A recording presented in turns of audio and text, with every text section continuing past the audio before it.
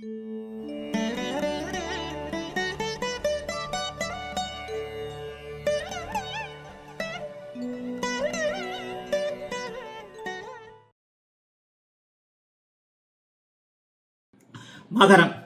மகர ராசிக்காரர்களுக்கு இந்த வாரத்திலிருந்து 6ஆம் இடத்திற்கு செவ்வாய் மாறுறார். போன ஒரு 2 மாசமா பாத்தீங்கன்னா 7ல் செவ்வாய் இருந்து குடும்பத்துல கொஞ்சம் குழப்பத்தை கொடுத்து கொண்டிருந்தார். நீங்களே கொஞ்சம் கோபக்காரனா மாறி இருந்தீங்க. சட்டு புட்டுன அதை முடிக்கல இதை முடிக்கல அப்படின்ட்டு வாக்கு பேச்சு கூட கொஞ்சம் தடிச்சு தான் இருந்தது மகர ராசிக்காரர்களுக்கு. ஏன்னா எதிர்பார்க்கிறது எதுவும் நடக்கல அப்படின்னோடனே நமக்கு கொஞ்சம் கோபம் வரும் இல்லையா? அந்த கோபதாபங்கள் எல்லாவற்றையும் விலக்கி வைக்கக்கூடிய அமைப்புல இந்த வாரம் முதல் செவ்வாய் மாற்றம் நடக்கிறது. அந்த செவ்வாய் மாற்றம் 6ஆம் இடத்துல போய் 2 மாசம் இருப்பார். உண்மையில பாபர்கள் 6ஆம் இடத்தில் இருப்பது என்பது கடன் நோய், வம்பு வழக்கு, அசிங்கம், கேவலம் போன்றவைகளை தடுத்து நிறுத்தக்கூடிய ஒரு அமைப்பு.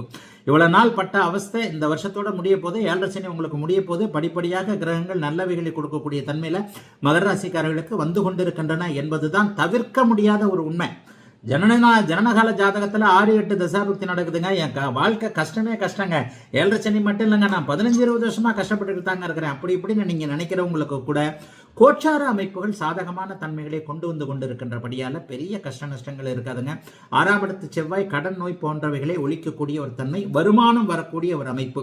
12ஆம் இடத்து ராசியிலேயே சூரியனும் புதனும் அட்டமாதிபதியும் ராசியிலேயே உட்கார்ந்து ஒரு நிலையில பாத்தீங்கன்னா குருவின் பார்வையில் இருக்கிறார். இது ஒரு மிகப்பெரிய அமைப்பு. எதிரிகளிடமிருந்து எதிர்ப்பவர்களிடமிருந்து பிடிக்காதவர்களிடமிருந்து ஆதரவுகள் கிடைக்கக்கூடிய, அதாவது எதிரிகளுடைய மனமாற்றம் வரக்கூடிய அமைப்பு. அவங்க கிட்ட போய் மாட்டிக்கிட்டே ஏதாவது பணம் கணம் போன்றவைகள் திருப்பி வரக்கூடிய அமைப்பு. இதுவரைக்கும் பணத்தை சம்பாதிக்க முடியாமல் இருந்தவர்கள் அனைவருக்குமே ஒரு புதிய நல்ல மாற்றம் ஏற்பட்டு அதன் மூலமாக பணவரவுகள் வரக்கூடிய அமைப்புகள் இப்போது கண்டிப்பாக அத்தனை மகர ராசிக்காரர்களுக்கு உண்டு. மகர ராசிக்காரர்களுக்கு மகத்தான நல்ல மாற்றங்க. நான் சொல்றது இப்போதைக்கு புரியாது. இந்த வாரத்தின் கடைசியிலேயே ஆகா ஒரு அளவிற்கு வழி பிறக்கிறது என்பதை மனம் உணரக்கூடிய நல்ல மாற்றமான நல்ல மாதம், நல்ல வாரங்க மகர ராசிக்காரர்கள் எல்லோருக்கும் இந்த ஜனவரி 20 முதல் 26ஆம் தேதியிலான யோக வாரம். கும்பம். கும்பராசிக்காரர்களுக்கு படிப்படியாக மன அழுத்தங்களை அப்படியே நிவர்த்தி செய்யக்கூடிய அமைப்பு கண்டிப்பா உண்டு. கவலையே பட வேண்டாம். கும்பராசிக்காரர்கள் மெதுமெதுவாக அப்படியே விலகித்தான் வருவீங்க. எதுலேயும் பெரிய கஷ்ட நஷ்டங்கள் கும்பராசிக்காரர்களுக்கு இப்போது இல்லை. ஜன்மச்சனி படாத பாடுபடுத்திருச்சுன்றதான் அடிக்கடி சொல்றேன். சதய நட்சத்திரம், புரட்டாத நட்சத்திரம், அவிட்ட நட்சத்திரம் ஆகிய மூவரையுமே தலைகளாக புரட்டி போட்டு விட்ட அந்த ஜன்மச்சனி இந்த மாதம் 2 மாசத்துல முடிய போகுது. ஆகவே இப்போது ராசியிலேயே சுக்கிரன் சனி சேர்ந்திருப்பது, 12ஆம் இடத்துல சூரியனும் புதனும் சேர்ந்து குருவின் பார்வையில் இருப்பது இந்த வாரத்தில் மிகப்பெரிய நல்ல மாற்றம். 6ஆம் இடத்துல இருந்து இந்த செவ்வாய் போது 5க்கு மாறுறார். 5க்கு மாறினாலும் என்ன பண்ணுவார்? பிள்ளைகளால் ஏதாவது செலவுகளை வைப்பாரு, பிள்ளைகளால் ஏதாவது கருத்து வேற்றுமை வைப்பாரு. நான் ஒன்று சொல்றேன், புள்ள ஒன்று படிக்கிறேன்னு சொல்லுது. இந்த இடத்துல வேலைக்கு போக வேண்டாம்னு சொல்றேன், இந்த அதுதான் பண்ணுது. இந்த ஆள்கிட்ட பேசாத, இவர் உனக்கு தேவையில்லை, இது உனக்கு தேவையில்லை, இந்த பழக்கம் உனக்கு தேவையில்லை. இப்படியெல்லாம் நம்ம ஏதாவது ஒரு விதத்துல கண்டிச்சாலும் கூட பிள்ளைகள் என்ன இருந்தாலும் எந்த காலத்துல பிள்ளைங்க, நீங்க பிள்ளையா இருக்கும்போது உங்க அப்பா அம்மா பேச்ச நீங்க கேட்கல, அது மாதிரி தானே உங்க பிள்ளைய உங்க பேச்சை கேட்காம இருக்கும். இதை நம்ம என்னைக்குமே ஏத்துக்க மாட்டோம். ஆகவே பிள்ளைகள் ஏதாவது ஒரு தொல்லைகளை தரக்கூடிய தன்மை இந்த வாரம் கண்டிப்பாக கும்பராசிக்காரர்களுக்கு உண்டு. ஆனா வாரத்தின் இறுதியில் அது அப்படியே படிப்படியாக மாறும். அதை பற்றி கவலைப்பட வேண்டாம். ஆனாலும் பாத்தீங்கன்னா 10, 11ஆம் இடங்கள்ல வலிமையான ஒரு அமைப்புல இவர் சந்திரன் இருப்பது, 9ஆம் இடம் 10ஆம் இடத்துல வலிமையாக இருக்கிறார். இந்த அமைப்பு தொழில் ரீதியிலான நல்ல மாற்றங்களை கொடுக்கக்கூடிய ஒரு அமைப்பு. ஆகவே கும்பராசிக்காரர்களுக்கு அப்படி ஒன்றும் பெரிய சோதனைகள் எதுவும் இல்லாத ஒரு நல்ல மாற்றங்களை தரக்கூடிய அமைப்பு தான் இந்த வாரம் முழுவதுமே வந்திருக்கிறது. எதிலும் கும்பராசிக்காரர்கள் தேவையின்றி கவலைப்படாமல் ஒரு படிப்படியான ஒரு நல்ல மாற்றங்கள் கண்டிப்பாக வரும். ஆகவே கவலைகளை சற்று ஒதுக்கி வைத்துவிட்டு முன்னேற்றத்தை பற்றி மட்டுமே சிந்திக்கக்கூடிய ஒரு நல்ல வாரமாக அமைந்திருக்கிறது அத்தனை கும்பராசிக்காரர்களுக்கும் இந்த யோக வாரம். நிறைவாக மீனம். 12 ராசிக்காரர்களே மீன ராசிக்காரர்களுக்கு இந்த வருஷத்துல ஜென்மச்சனி ஆரம்பிக்க போதுன்னு அடிக்கடி சொல்றேன்.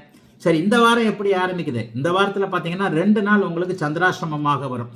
அதாவது 21ஆம் தேதி செவ்வாய்க்கிழமை இரவு 10:03 புதன்கிழமையும் வியாழக்கிழமையும் உங்களுக்கு சந்திராசிரமமாக வரும். அதாவது வியாழக்கிழமை இரவு 10:32 வரைக்கும் சந்திராசிரமம். அதாவது புதன் வியாழன் ஆகிய 2 முழு நாட்கள் மீனராசிக்காரர்களுக்கு சந்திராசிரமம் அமைப்புகள் இருக்கக்கூடிய அமைப்பு.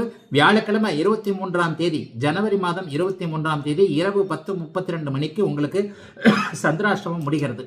ஆக புதன்கிழமையும் வியாழக்கிழமையும் புதிய விஷயங்களை ஆரம்பிக்காம யார் அன்றைக்கு அறிமுகம் ஆகிறார்களோ, இந்த சந்திராசிரமம் பார்த்தீங்கன்னா உங்களுக்கு 8ஆம் இடம் தேய்பிரை சந்திரனாகவும் கேதுவோட இந்த ஒரு மாதிரியான பாபத்துவ அமைப்புகளில் சேரக்கூடிய அமைப்புகள் தான் இருக்கும். ஏன்னா மீனராசிக்காரர்களுக்கு 8ஆம் இடத்துல அவர் சுக்கரனுடைய வீட்டில் தான் மறைவார். ஆனாலும் இப்போது தேய்பிரை சந்திரனாக கிட்டத்தட்ட அமாவாசையை நோக்கி நெருங்கி கொண்டிருக்கிறார். ஆகவே பண விஷயத்தில் சந்திராசிரம நாட்களில் கவனமாக இருக்கணும். யார் அந்த சந்திராசிரம நாட்களில் புதிதாக அறிமுகம் ஆகிறார்களோ அவர்கள் மூலமாக எதிர்காலத்தில் பிரச்சனைகள் எதுனா வரும். ஆக இந்த 2 நாட்கள் நான் இப்போ சொன்னேன் பார்த்தீங்களா, அதாவது புதன்கிழமை மற்றும் வியாழக்கிழமை இந்த 2 நாட்களும் எந்த விஷயம் உங்களுக்கு அறிமுகமாகிறதோ, எவர் உங்களுக்கு அறிமுகம் ஆகிறாரோ அவர் பின்னால ஏதாவது தொல்லைகளை கொடுப்பார் என்பதை மட்டும் மீனராசிக்காரங்க கொஞ்சம் கவனத்தை வச்சுக்கணும். அடிக்கடி சொல்கிறேன், இந்த வருஷத்துலேருந்து உங்களுக்கு ஜென்மச்சனி ஆரம்பிக்க போகிறது. இப்போ நான் சொன்ன மாதிரி புதிய விஷயங்களில் ரொம்ப கவனமாக இருக்கணும். தொழில் தொடங்குறதுலாம் கொஞ்சம் எச்சரிக்கையாக இருங்க. 30 வயது ஆனவர்களுக்கு மட்டும்தான் சிக்கல்கள் வரும். 50 வயது தாண்டியவர்களுக்கு மிகப்பெரிய நல்ல ஆனந்தங்களை கொடுக்கக்கூடிய அமைப்பு இந்த வருஷத்துலேருந்து ஆரம்பிக்கிறது. ஏன்னா 7.5 சனி ஜென்மச்சனி 2 பிரிவாகத்தான் செய்யும். ஆயினும் மீனராசிக்காரர்களுக்கு பெரிய சோதனைகள்லாம் எதுவுமே கிடையாதுங்க. ராகு சனி போன்றவர்கள் ராசியில மாறும்போது கூட உச்ச சுக்கிரன் உங்களை சமப்படுத்தக்கூடிய அமைப்புல தான் இருக்கு.